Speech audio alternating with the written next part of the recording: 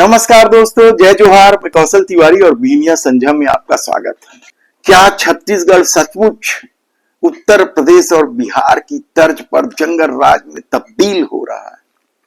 क्या सचमुच गृह मंत्री विजय शर्मा से यह विभाग नहीं संभल रहा है? क्या सचमुच अपराधियों के हौसले इतने बुलंद है कि वह किसी की परवाह नहीं करता?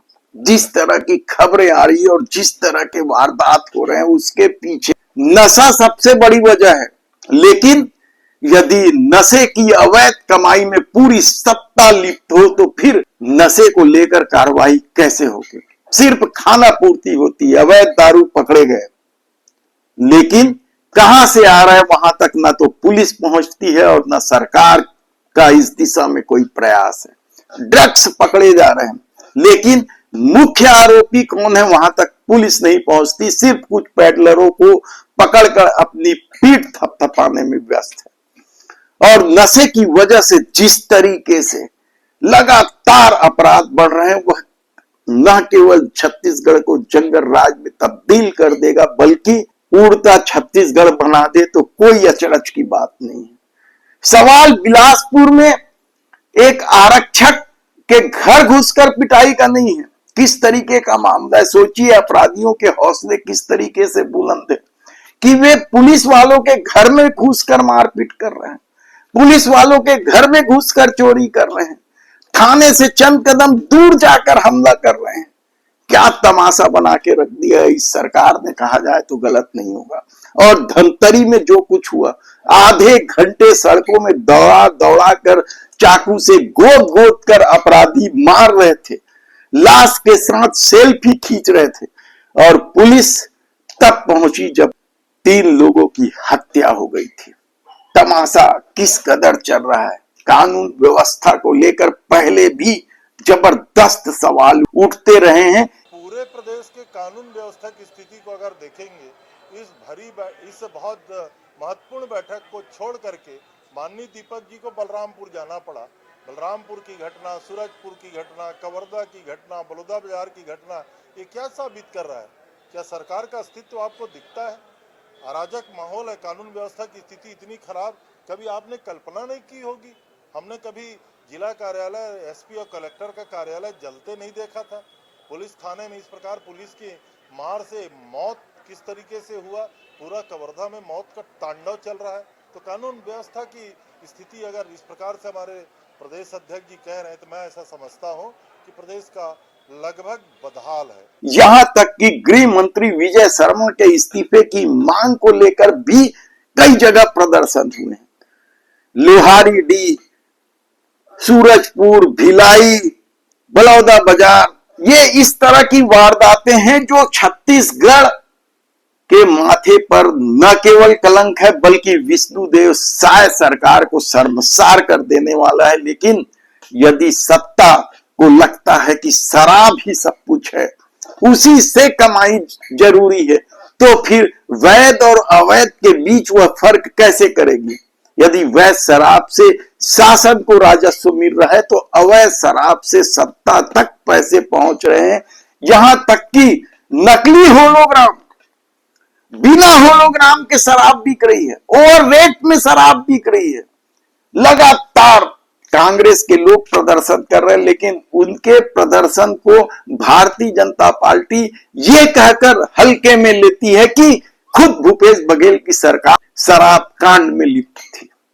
यदि वह सरकार शराब कांड में लिप्त थी, तो क्या यह सरकार को भी शराब कांड में लिप्त रहना चाहिए? क्या उसी तरीके के ढर्रे से शराब दुकानों में लोगों को घटिया, नकली, बिना होलोग्राम के शराब मिलना चाहिए, ओवर रेटिंग से शराब मिलना चाहिए? ये सवाल अब बड़ा हो गया।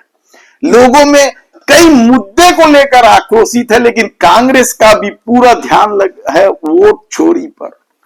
हालांकि ये इस देश का सबसे बड़ा मुद्दा है वोट चोरी, इसमें किसी को संदेह नहीं होना चाहिए कि यदि सत्ता वोट चोरी करके सरकार में फिर बैठने के लिए आतुर रहती है, खेल खेलती है, तो फिर इस देश का लोकतंत्र कहां जा रहा है? किस तरीके का खेल हो रहा है?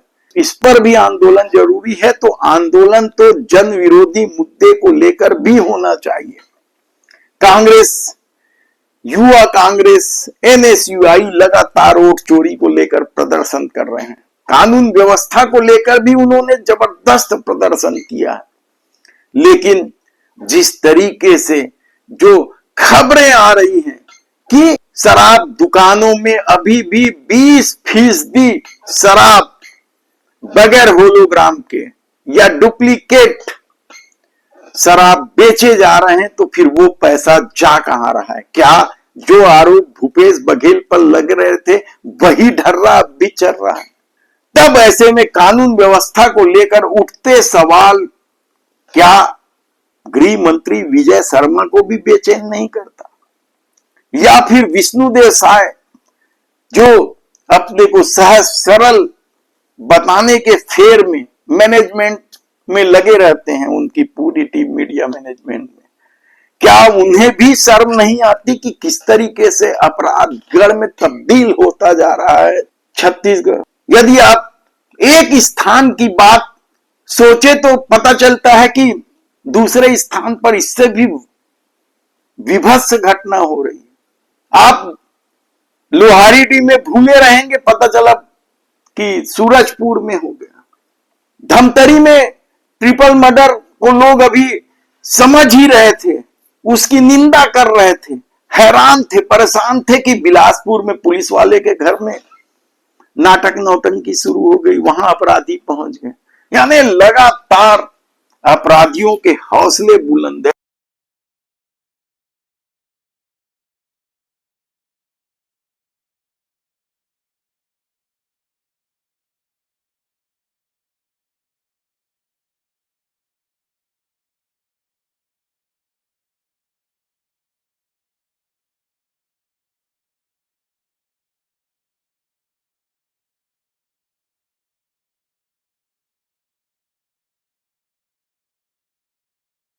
और तुर्रा ये देखिए आप, ये कैसे छत्तीसगढ़ की पुलिस है, क्या उन्हें शर्म नहीं आती कि तोमर बंधुओं को नहीं गिरफ्तार कर पा रही? 3 महीने से ऊपर गुजर गए। दुनिया भर के इस दौर में नाटक नौटंकी चला कि घर तोड़ दिया जाएगा, बुलडोजर चला दिया जाएगा, संपत्ति जब्त कर ली जाएगी, ये हो जाएगा, वो हो जाएगा। लेकिन तोमर बंधु है कहां? अब तो ये सवाल बड़ा हो गया है कि वह सत्ता के संरक्षण में रायपुर में ही है, कहीं नहीं गया है। यही किसी बड़े राजनेता के बंगले में या किसी बड़े अधिकारी के बंगले में सुख सुविधा के साथ समय बिता रहे हैं ताकि जमानत हो जाए, और पुलिस जमानत का पूरा इंतजाम भी कर रही है। कई तरह के सवाल हैं, लेकिन इन सवालों के बीच एक सबसे बड़ा सवाल तो यही है कि यदि छत्तीसगढ़ शांति का टापू कहलाता था, उसकी क्या दशा कर दी गई है शराब के अवैध पैसों की वजह से। और ये किसी और ने नहीं, सत्ता ने ही की है। क्यों? सिर्फ अपराध की बात नहीं है, जो सड़क दुर्घटनाएं हो रही हैं, जिसे अब आतंकवादियों से भी खतरनाक माना जाता है, उन सड़क दुर्घटनाओं की भी बड़ी वजह नशा है। परिवार में तरह तरह के विवाद और हिंसा की खबरें आ रही हैं, उसकी वजह भी नशा है। लेकिन यदि सरकार तमाम विरोध के बाद भी, महिलाओं के विरोध के बाद भी शराब दुकान खोलने आतुर है, कहीं पे भी प्रीमियम दुकान खोल दो, कहीं पे भी दुकान खोल दो, ये सरकार की रीति नीति हो गई। ऐसे में बढ़ते अपराध ने एक बार फिर यह आवाज तो बुलंद की है कि विजय शर्मा से गृह मंत्रालय नहीं संभल रहा है, और यदि वे इस्तीफा नहीं दे रहे हैं तो विष्णुदेव साय को हटा देना चाहिए। धन्यवाद।